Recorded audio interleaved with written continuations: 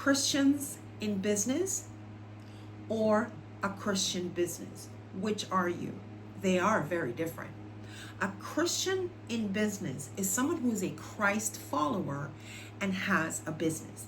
Now, very likely they're going to run their business on principles of integrity and all of that, but that business is not explicitly or overtly identifying itself as a Christian business.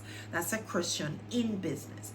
A Christian business, on the other hand, is an organization that as an organization identifies as a faith-based organization. So there is a difference between being a Christian in business and having a Christian business. Whichever one you are, if you fall into either of those two categories, this video is for you. Money should never be the goal, but it is a fantastic outcome of doing the right things and doing the right things right. Hi, Dr. Trudy Beerman here, and back in 2013, I released my first version of this book, The Bible on Business. Now, I'll tell you the story of how this book came to be in a bit, so hold up, I'll share it with you, I promise. Use this book and its accompanying workbook to you. And my hope is to identify church groups, Christian organizations, or anyone who wants to run like their own Bible study group and would be interested in this curriculum. It is entrepreneur based. Now, I will tell you that there are 40 devotionals in here, and the process of this curriculum was set up similar to how Rick Warren did his purpose-driven life. They're all through the lens of the Bible on business. What does that mean? I have not taken necessarily a theological dissertation approach. I have more taken a practical application approach. There's a slight difference. I'm not saying I'm a theologian. I'm just going to tell you the story about how the book came to be in a bit, and you will see why. Literally, these devotions are where all I saw was just biblical application for business coming off the pages. There are 40 devotionals in here, and the accompanying workbook has 40 workbook pages. Now, each workbook page mirrors the chapter. This book has had several iterations since 2013. The last update was 2023. And I'm really looking for leaders, first of all, who would love to run their own workshop. Now, I'm available if you want to Zoom me into your group, but really it is set up to be very self-facilitating. Hi, Trudy Beerman here of TrudyBeerman.com, host of Debt Free Wealth Radio. I'm also the author of this book, The Bible on Business. Now, this was basically a compilation of thoughts that came as I journaled in my morning devotion time that were specific to business and leadership. I was seeking the Lord on this matter because I had a business to run, and as I journaled and noticed these things, I wrote them down. And so this is basically formatted in like a 40-day devotional, and I just want to read one section for you. It is day 10 of 40, and it says, it's titled Earn Before You Spend. And it says, the Bible has much to say about business. And one of my favorite Bible on business verses is found in Proverbs 24:27, which says, don't build your house and establish a home until your fields are ready and you are sure that you can earn a living. Now, that particular rendition is from the Good News translation. It does read a little bit different in other translations, but I liked that one. And as you know, I'm all about debt-free wealth. I hold licenses as a realtor. And one of the interesting things, it's not in here, this is a side note. When I was showing people property, I would show them property that was within their income 30% or less to make sure they could afford it. And I actually had people insulted that I showed them these properties because other realtors were showing them mansions. Now, as you know what the end result of that was, we have a massive foreclosure market because people were buying way above their means, which was encouraged at the time. So I'm going to read that verse again. It's Proverbs 24:27, which says, don't build your house and establish a home until your fields are ready and you are sure that you can earn a living. So my journal for the day, I'm going to read that for you. Some buy the house, then figure out how they will pay the mortgage. Global record-breaking foreclosure rates are at the rate of the are the result of the trend of the 2006 to 2008 era. Our income provides us with a certain quality of life experience. However, some spend more than they earn so they can live a pretentious lifestyle funded by debt. During my time as an active real estate broker, this verse became fundamental as I went about helping families find a home. This verse clearly substantiates the fact that a person should be able to afford the home that they intend to buy. Realistically, however, society encourages people to live above their means and facilitates this with loans and lifestyle messages, pushing people to select houses with mortgage expenses exceeding 30% of their monthly income.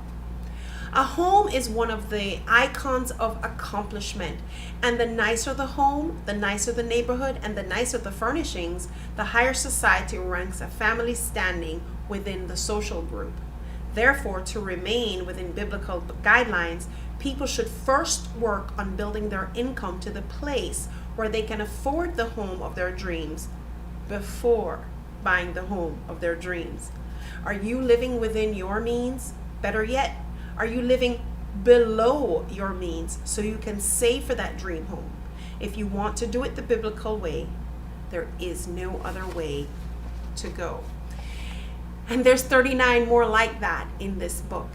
So it's available for sale at Amazon.com, Barnes & Noble, your favorite bookstore. Now, when I attended Grace Family Church, we ran a group called the Entrepreneurs on Purpose for about 3 years. I am in the entrepreneurs group. My name is Jamila, and we're an all-female group of entrepreneurs and business owners who are looking to share their experiences and encourage each other to continue to walk and grow their business on biblical principles. And it's been such a blessing to have these other ladies in my life and to know that I have people who support me, not only just from a business aspect, but also that biblically they share the same principles that I believe in, and we can pray for each other and encourage each other. And also our leader, our fearless leader, Trudy Beerman, has been such a wonderful support to me. Business industries saw and experienced dramatic shifts in their model. They had to pivot, so did I. The prison palace that had adorned me with discomfort was also urging me to get a little bit more uncomfortable. So I pivoted, and so should you. If the box has closed in on you to the point of suffocation, as it did for me, if the comfort that you've received from igniting that fire has become somewhat awkward, now is the time for you to pivot, and your starting point is GFC's Entrepreneur Group, hosted by Trudy Beerman. Hi, my name is Tiwanda Jones, and I'm a part of the beautiful Entrepreneurs Group with Trudy Beerman. This group is such a blessing. I have read the Bible, I couldn't even tell you so many times, and never once did I think to apply a lot of those principles to entrepreneur. It's like you read the Bible, but you miss out on so many points. And with this group, it brings out those points. One of my favorite verses that we kind of talked about was Proverbs 10:4. Look it up for yourself. But there are so many principles in the book of Proverbs, and not just Proverbs, but different stories throughout the Bible that has biblical principles tied to it that we often forget.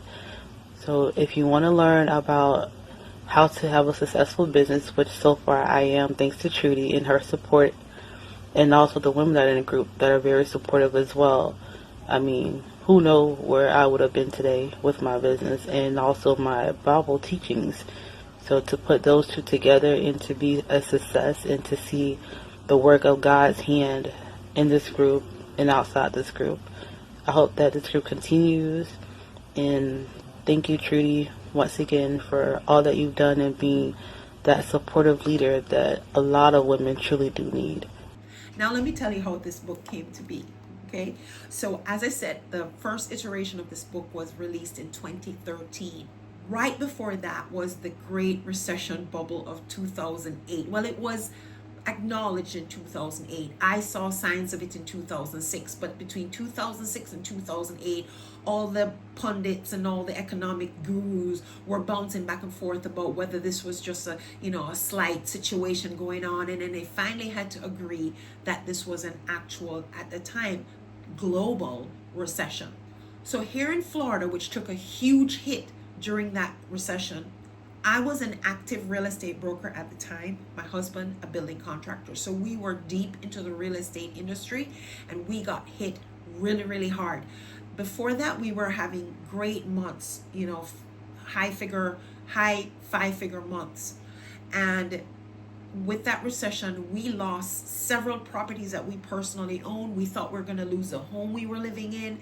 And it was just a very crazy time. Now, I remember driving into the parking lot of the church I was attending at the time, and it was like midnight, and I was in boo-hoo tears, and I was like, Lord, what is going on? How did this happen? We're Christ followers. How are we not fortified against this experience? Now, we all know that Christ followers are targeted for attacks, right? Let's just acknowledge that. But I will have to admit that we were Christians in business, but we were not necessarily walking our finances through Christian principles. I'm going to tell you that I was able to recognize where we were using secular teachings for handling our money, and that is what triggered our weakness during the recession. We were not like a Joseph that when the plenty came, we set some aside. Let me just be honest. So I went to the parking lot and I'm crying my heart out, and the Lord clearly spoke to me and said, I actually had a hedge around you. It could have been worse. And I was like, it could have been worse. Wow, I didn't think it could have been, it felt pretty bad to me. So I went home and I went to sleep, and the words debt-free wealth came into my mind. And this book, and it took me a little while, but this book got produced. And every time I did my devotion, all I saw was business principles being lifted off the page. Now, again, this is not a theological dissertation of each chapter. It literally was biblical principles that I could apply right then and there, practical, realistic, ready to go activity that was just lifting off the Bible pages as things that I could do to improve how I ran my business and how I showed up as a business owner and as an organization that identified as a Christian business. So that being said, this is available for an individual study. So if you are a CEO, you're running yourself, a solopreneur, you're running your own business, and you are a Christ follower, you want to make sure that you are acknowledging God as you walk through your business life.